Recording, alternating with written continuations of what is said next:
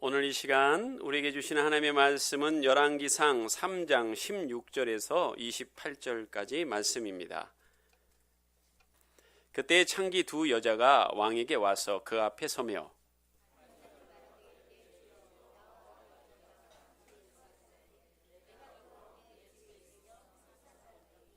내가 해산한 지 사흘 만에 이 여자도 해산하고 우리가 함께 있었고 우리 둘 외에는 집에 다른 사람이 없었나이다.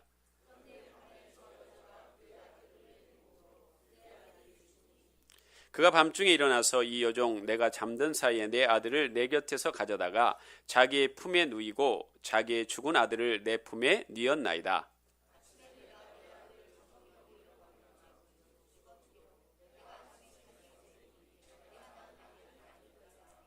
다른 여자는 이르되 아니라 산 것은 내 아들이요 죽은 것은 내 아들이라 하고 이 여자는 이르되 아니라 죽은 것이 내 아들이요 산 것이 내 아들이라 하며 왕 앞에서 그와 같이 쟁론하는지라.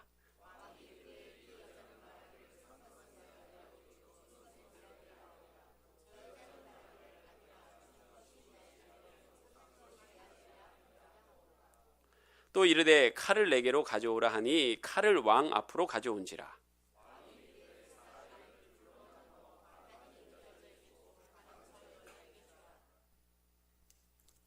그 산 아들의 어머니 되는 여자가 그 아들을 위하여 마음이 불붙는 것 같아서 왕께 아뢰어 청하건대 내 주여 산 아이를 그에게 주시고 아무쪼록 죽이지 마옵소서 하되 다른 여자는 말하기를 내 것도 되게 말고 내 것도 되게 말고 나뉘게 하라 하는지라.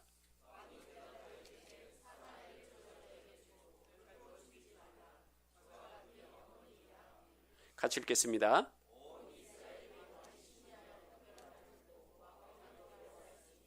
이는 하나님의 지혜가 그의 속에 있어 판결함을 봄이더라. 오늘 말씀은 여러분들이 너무나 잘 아시는 이야기입니다. 저도 교회를 다니기 전에 솔로몬의 재판 이야기는 알고 있었습니다. 믿지 않는 사람들도 알고 있는 내용입니다. 오늘 솔로몬이 첫 번째 재판을 하는 이야기입니다. 솔로몬이 그토록 하나님으로부터 지혜를 받아 많은 명판결들을 했을 터인데 왜 오늘 특별히 재판에 대한 그 구체적인 내용은 이 내용밖에 없거든요. 그렇죠? 왜 두 여인의 재판을 성경에 실었을까요? 그것도 해필이면 창기인 두 여인의 재판을 말입니다. 여러분 오늘 말씀을 이해하기 위해서는요. 열왕기 상하의 수신자가 누군지를 아셔야 돼요. 첫 번째 수신자가 누구냐면 이제 북이스라엘과 남유다가 아수르와 바벨론에 의해서 멸망하게 되고 그들이 포로로 잡혀가든지 아니면 이스라엘에 남아있든지 비참한 생활을 하게 됩니다. 이제 그들 가운데 이런 의문이 드는 겁니다. 하나님, 분명히 하나님 살아계시잖아요. 그리고 우리를 사랑하시잖아요. 그런데 왜 우리나라가 멸망했습니까? 왜 우리가 이렇게 포로로 붙잡혀 왔습니까? 라는 피해의식 속에 빠져 있는 백성들을 향하여 오늘 열왕기 상하가 쓰여졌다는 거예요. 여러분 오늘 창기 두 여자가 재판 자리에 서게 됩니다. 왜 하필이면 몸을 파는 천한 기생이 오늘 주인공으로 등장하는 것일까요? 오늘 이 여인들은 정조관념이 없습니다. 그 얘기는 무슨 말이냐면 우상을 숭배하는 것을 제일 싫어했던 하나님의 명령을 어겨서 나라가 멸망하는 이스라엘 백성들을 향해서 이야기하는 것이고, 둘째는 온통 피해의식 속에 살고 있는 현대인들을 향하여 오늘 말씀을 선포하고 계신 것입니다. 여러분, 두 여인이 창기가 될 때까지 얼마나 많은 사연이 있겠어요? 여러분 생각해 보십시오. 아이를 낳는데 남편이 없어요. 남편이 누군지도 모릅니다. 얼마나 그들의 삶 가운데 피해의식이 많겠냐고요. 내가 원래는 이렇게 살아갈 사람이 아닌데 누군가로부터 내가 피해를 입어서 누군가로부터 돌봄을 받지 못해서 내 인생이 이렇게 됐어 라고 생각하는 사람을 대표하는 것이 오늘 두 창기의 모습이죠. 만약 우리들 가운데 피해의식이 없는 사람은 없어요. 적고 많음은 있지만 누구나 다 피해의식이 있습니다. 만약에 우리가 부모로부터 아니면 배우자로부터 자녀로부터 아니면 직장 동료로부터 내가 정말 피해를 입고 산다면, 그렇게 생각한다면 우리가 바로 여기에 나오는 두 여인과 같은 그러한 동일하게 생각할 수 있죠. 자, 오늘 두 여인은 17절에 보니까 한 집에서 삽니다. 동료라는 얘기입니다. 친구라는 얘기입니다. 가족과 같은 사이라고 이런 그런 얘기죠. 그런데 한 여자가 해산을 합니다. 아이를 낳습니다. 그리고 또 한 여인이 사흘 후에 또 아이를 낳습니다. 두 사람의 형편이 별반 다를 것이 없습니다. 불쌍하기에는 마찬가지입니다. 그렇죠? 남편이 누군지도 모르고 구차하게 살아가는 인생인데 사흘 전에 아이를 낳으나 사흘 후에 아이를 낳으나 별반 다를 게 없어요. 돌봐줄 수 있는 사람도 없습니다. 산후조리도 못했습니다. 어려운 건 마찬가지라는 그 얘기입니다. 자, 18절 한번 다 같이 읽도록 하겠습니다. 시작.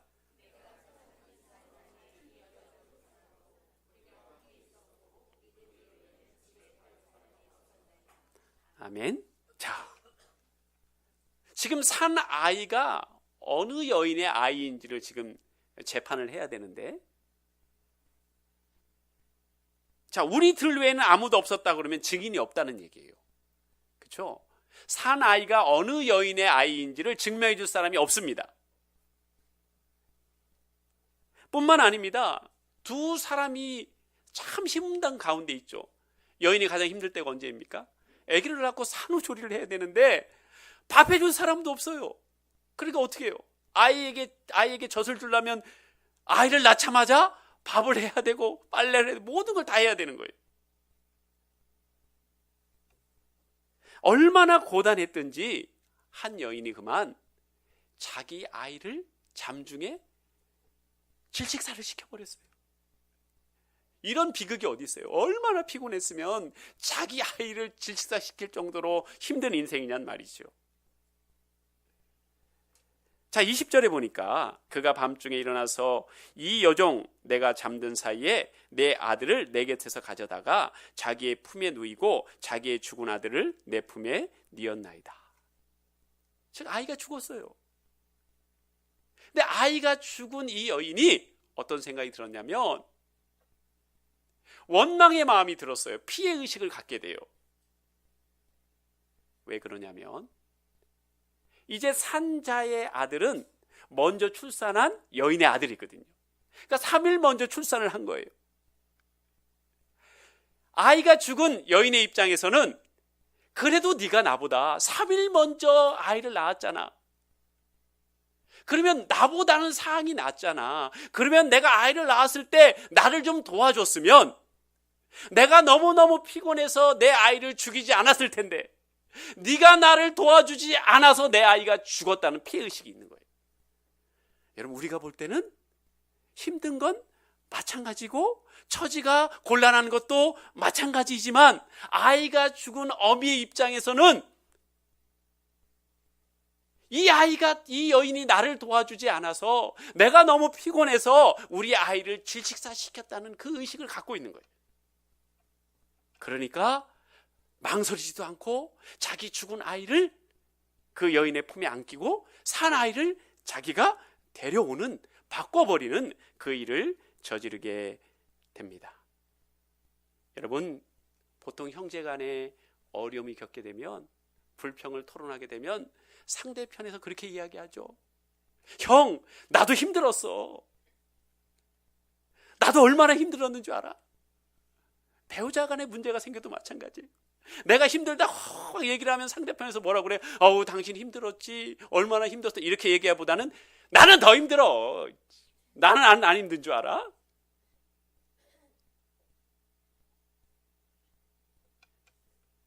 여러분, 오늘 죽은 아이의 어미의 모습처럼 내가 피해의식 속에 살아가면 그 아이가 죽은 것이 다른 여인의 책임인 것처럼 책임을 전가해요.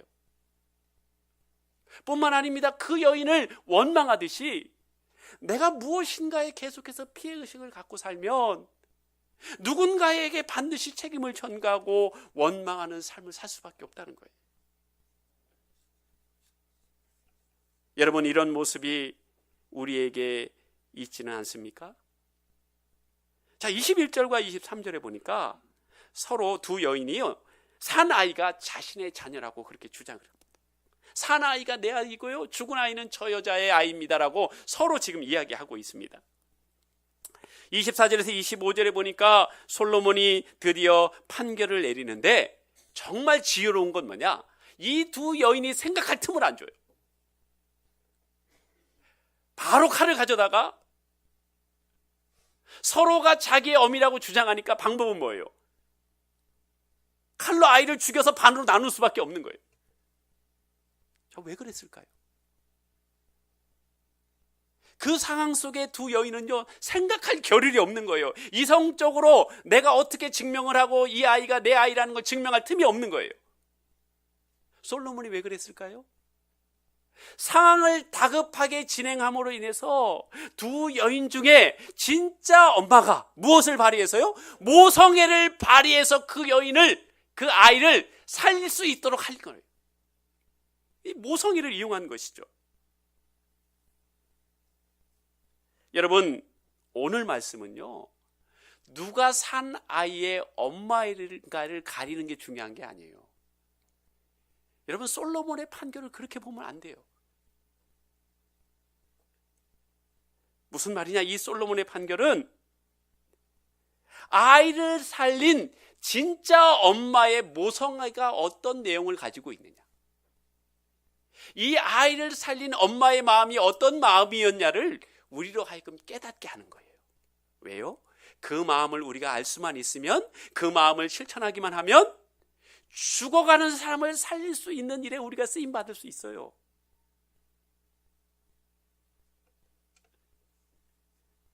여러분, 많은 사람들이 이야기합니다. 목사님, 소용없어요. 제가 아무리 잘해도요, 우리 남편 안 변해요. 목사님, 우리 아이는 소망이 없어요. 내가 뭘 해도요, 우리 아이는 안 변해요. 오늘 말씀에 의하면요, 그건 틀린 거예요. 아이를 살린 엄마의 마음, 그 사랑이 있으면 안 변할 사람이 없는 거예요. 문제는 뭐냐? 내가 잘못된 사랑을 하고 있기 때문에, 잘못된 섬김을 하고 있기 때문에 그 사람이 살아나지 않는 거예요. 그렇다면 오늘 산 아이의 엄마의 마음은 어떤 마음입니까? 자, 25절에서 26절을 다 같이 읽도록 하겠습니다. 시작.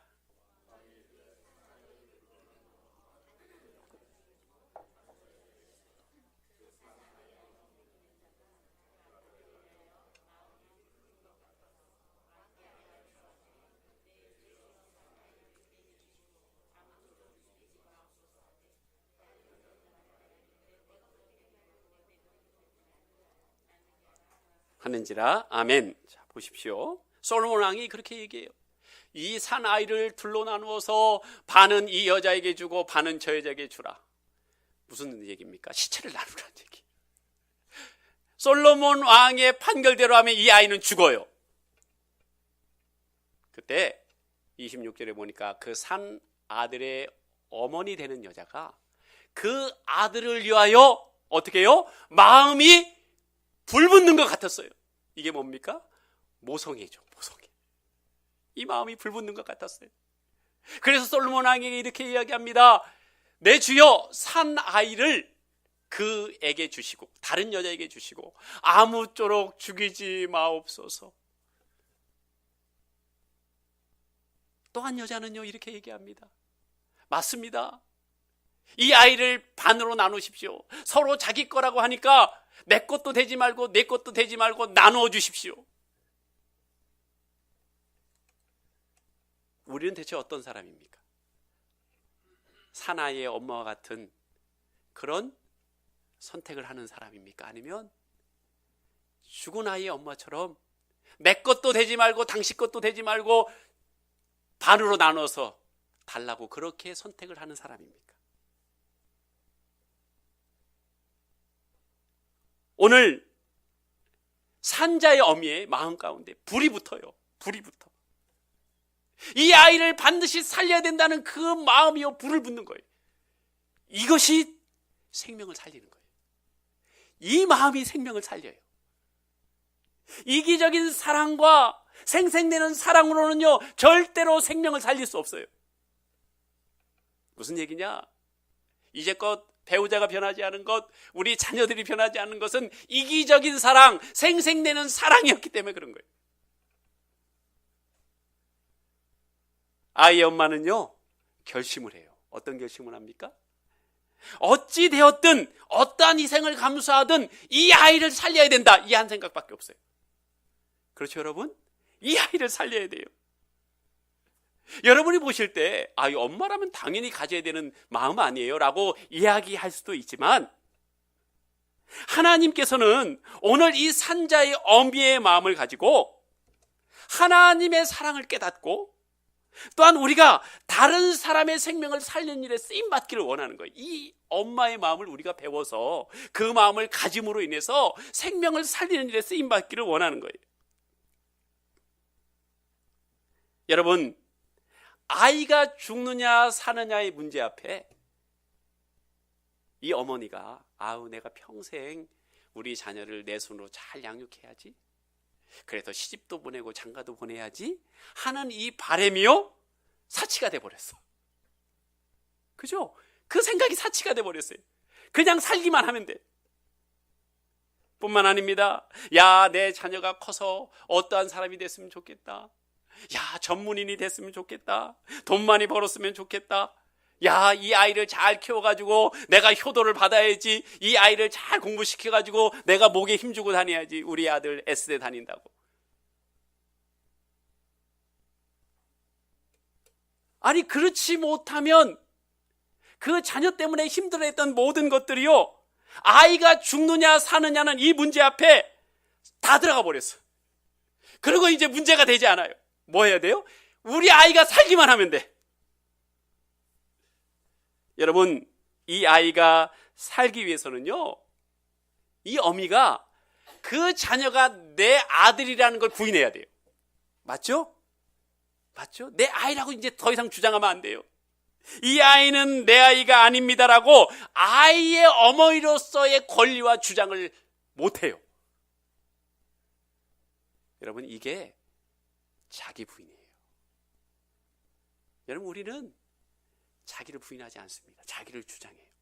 내가 너를 어떻게 키웠는데, 내가 당신을 어떻게 뒷바라지 했는데, 내가 당신에게 어떤 사랑을 줬는데, 내가 어떤 관심과 내가 우리 가정을 살리기 위해서 이렇게 열심히 뛰어다녔는데, 이게 다 뭐예요? 자기 권리를 주장하는 거예요. 내가 이렇게 했잖아. 내가 이렇게 했는데? 그런데 이 아이의 엄마는 뭐예요? 그 아이를 살리기 위해서는요, 자기의 권리와 주장을 하면 안 돼요. 나는 이 아이의 엄마가 아닙니다라고 자기를 부인해야 돼요. 이게 바로 자기 부인이에요. 예수님께서 말씀하셨죠. 네가 나를 따라오려거든 네 자신을 부인하고 네 십자가를 져라. 생명을 살리는 원리가 뭔지 아세요? 자기를 부인해야 돼요. 그렇지 않으면 상대방이 살아날 수가 없어요. 뿐만 아닙니다. 이 아이를 살리기 위해서는요, 산자의 어미가요, 손해를 감수해야 돼요. 고통을 감수해야 돼요. 왜 그렇습니까? 이제 다시는 그 아이를 내 아들이라고 부르면 안 돼요. 그리고 이 여인이 먼 데로 이사가 버리면 이제 평생을 볼 수 없어요. 그 아이를 가슴에 품고 살아야 돼요, 일평생. 근데 지금 무슨 말이에요? 내가 그것도 감수하겠다는 거잖아요. 우리 아들이 살기만 한다면 내가 평생 못 봐도 됩니다. 가슴에 고통을 내가 끌어안고 살게요. 제발 이 아이를 살려주세요. 이거잖아요. 이게 뭐예요? 자기 십자가를 지는 거예요. 이게 자기 십자가를 지는 거예요. 내 남편이, 내 아내가 살아날 수만 있다면, 구원받을 수만 있다면, 우리 자녀가 삶의 목적을 깨닫고 회복할 수만 있다면, 내가 부모로서, 내가 배우자로서의 권리를 주장하지 않고 그 사람의 생명이 살아날 때까지 내가 어떠한 희생과 고통도 감내하겠습니다. 이게 산자의 어미의 마음이에요. 여러분 그렇지 않습니까? 여러분, 이 산자의 어머니의 사랑이 어떤 사랑입니까? 이게 십자가의 사랑이에요. 이 십자가의 사랑으로 저와 여러분이 살아난 거예요. 여러분 그렇지 않습니까? 여러분 만약에 죽은 자의 어미와 같이 우리가 한 행위대로 예수님이 우리를 판단한다면, 하나님이 우리를 판단한다면 우리가 어떻게 되겠어요? 죽을 수밖에 없지요. 나뉘을 수밖에 없지요. 그렇지 않겠습니까? 마가복음 8장 34절을 다 같이 읽겠습니다. 시작.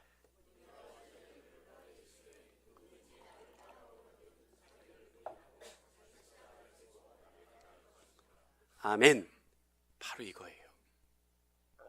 오늘 산자의 어미의 모성애와 예수님의 십자가의 진리가 상통하고 있어요. 이것이 바로 예수님의 사랑이고 산 아이의 어머니의 사랑이에요. 이 사랑을 가지고 너희들이 가정을 회복하고 사회를 회복하고 교회를 회복하는 인생을 살라고 저와 여러분에게 사명을 주신 거예요. 여러분 그렇습니다. 하나님은 오직 저와 여러분을 살리기 위하여 하나님이신 당신의 독생자 예수 그리스도를 이 땅에 보내셨어요. 예수님도 자기를 부인하셨어요. 하나님에도 불구하고 이 땅에 인간의 몸으로 오셔서 천한 마국간에서 태어나셨어요. 그게 뭡니까? 자기 부인이죠. 나 하나님이 아니야. 나는 이 땅에 하나님으로 온 게 아니고 인간으로 왔어. 그 고통을 내가 감내하러 왔어. 너희를 구원하러 왔어. 자기 부인이 없으면요 생명을 못 살려요. 뿐만 아닙니다. 자기 십자가를 지셨어요. 이 땅에 오셔서 기근과 추위와 고통을 그대로 감당하시고 십자가에서 발가벗긴 몸으로 수치를 당하시고 고난을 당하시고 창으로 찔리는 그 고통 가운데 십자가의 고난을 다 감당하셨습니다. 그래서 우리가 살아난 거예요. 자기 부인과 십자가가 없이는요 생명을 살려낼 수가 없는 거예요. 여러분 오늘 말씀은 무슨 뜻이에요?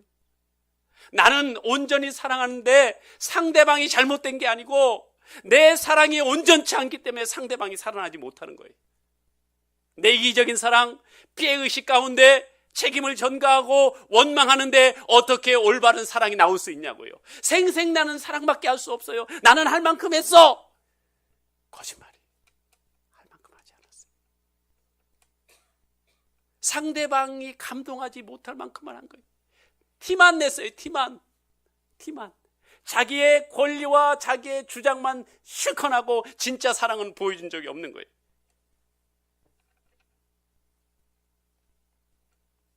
여러분 예수님의 사랑, 이 산자의 어머니의 사랑은요 상대방이 나에게 어떻게 대하는가를 뛰어넘어요. 왜요? 피해의식이 있으면 안 되거든. 여러분 베드로가 어떤 사람입니까? 예수님의 수제자예요. 죽기까지 예수님을 쫓겠다고 약속했어요. 근데 3번이나 예수님을 부인하고 도망갔어요. 여러분 같으면 어떻게 하실래요? 예의처럼 나쁜 놈. 뭐 나를 위해서 목숨을 같이 하겠다고? 내가 너 같은 놈 때문에 내가 십자가에 달려 죽었어라고 생각하면 피해의식이 있다면 절대로 베드로를 위해서 죽을 수 없는 거예요. 그러나 예수님은 그 베드로를 위해서 죽으셨어요. 여러분 그걸 아셔야 돼요. 피해의식을 뛰어넘는 사랑이요 사람을 살린다니까요. 여러분 우리는 예수님에게 사랑의 빚을 지고 있어요. 바울의 고백이에요. 로마서 1장 14절. 헬라인이나 야만인이나 지혜 있는 자나 어리석은 자에게 다 내가 빚진 자라. 여러분 잘 보세요. 헬라인 잘 배운 사람이에요. 많이 가진 사람이에요. 야만인 배우지 못한 사람이에요. 지혜 있는 사람, 똑똑한 사람이에요. 잘난 사람이에요. 어리석은 사람, 좀 부족한 사람이에요. 이 모든 사람에게 내가 다 빚졌다는 건 뭐예요? 나는 그 사람들에게 피해의식이 없다는 거예요. 책임을 전가하지 않는다는 거예요. 원망이 없다는 거예요. 그러니까 내가 빚진 자로 그들에게 사랑을 실천할 수 있죠. 위대한 고백입니다. 하나님, 저는요 우리 남편에게 빚진 자예요. 하나님, 저는요 우리 아내에게 빚진 자예요. 하나님, 저는요 우리 자녀에게 빚진 자예요. 나에게 사랑을 베푸는 교우들에게 빚진 자예요. 라는 심정을 가지면 그리스도의 사랑, 십자가의 사랑이 가능한 거예요. 그런데요, 내가 빚진 자라고 생각하고, 내가 빚 받아야 되는 사람이라고 생각하고, 내가 피해의식이 있으면요, 그 사랑을 할래야 할 수가 없는 거예요. 여러분, 피해의식이 있으면 어떤 줄 아십니까? 자기 편에서 정의와 공평을 얘기해요. 죽은 자의 어미처럼 네가 나를 도와주지 않아서 내가 내 아이를 깔고 질식사해서 죽였어. 그러니까 이 아이를 죽인 것은 내 책임이 아니야. 너에게도 책임이 있는 거야. 그렇기 때문에 이 여인에게 공평한 판결이 뭐예요? 솔로몬의 판결처럼 아이를 반으로 나눠서 나눠주는 게 이 여인한테는 그게 공평한 거예요. 즉 무슨 소리냐? 내가 피해의식에 쌓여 있으면 진짜 공평과 정의를 벗어나게 돼 있어요. 왜? 자기 입장에서 공평과 정의를 주장하는 거예요. 근데 대부분 뭐예요? 사람을 살리는 선택이 아니고 사람을 죽이는 선택을 해요. 그리고 자기가 올바른 선택을 했다고 그렇게 생각하게 된다니까. 나는 할 만큼 했어. 나 당신한테 할 만큼 했다. 나 너희들에게 할 만큼 했어. 내가 얼마나 뼈 빠지게 내가 고생하면서 너희를 먹여 살린 줄 알아? 네가 잘못한 거야, 네가. 나는 할 만큼 했는데 네가 잘못한 거야. 그러면서 사람을 살리는 것이 아니고 오히려 사람을 죽이는 일들을 우리가 하고 있다는 거예요.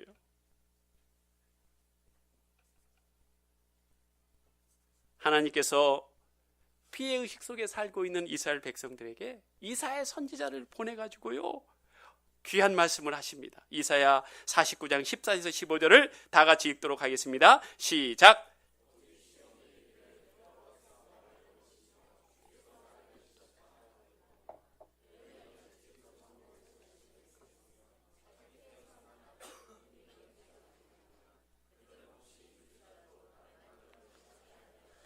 아멘. 자, 하나님께서 이사야 선지자를 통해서 포로로 잡혀간 그들의 삶을 위로하시는 거예요.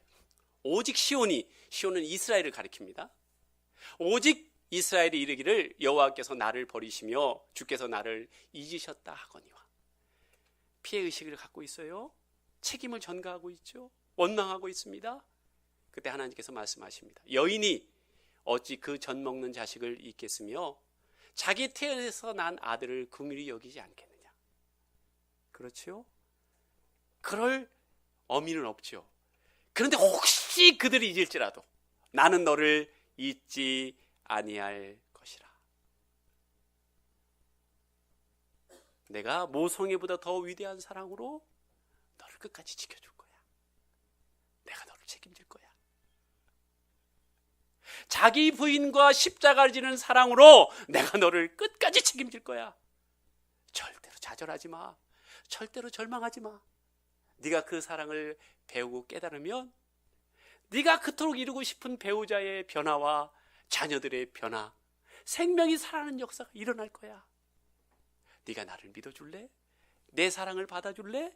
그리고 그 사랑을 네 마음에 불이 붙는 것처럼 그것이 이루어질 때까지 너를 부인하며 그 고통을 감내하며 끝까지 승리하며 나갈 수 있겠니?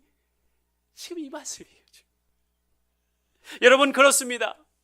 이 산자의 어미가 그 아이가 살아나는 그 순간까지 자기를 부인하며 십자가를 지는 고통을 감내하면서 한 발짝 한 발짝 나아갔던 것처럼, 그래서 끝내는 그 아이를 살렸던 것처럼 저와 여러분이 그 십자가의 사랑과 능력을 온전히 경험해서 우리가 만나는 모든 사람들을 살리는 그 일에 여러분 한번 그 사명을 감당하는 일에 같이 걸어가시지 않겠습니까?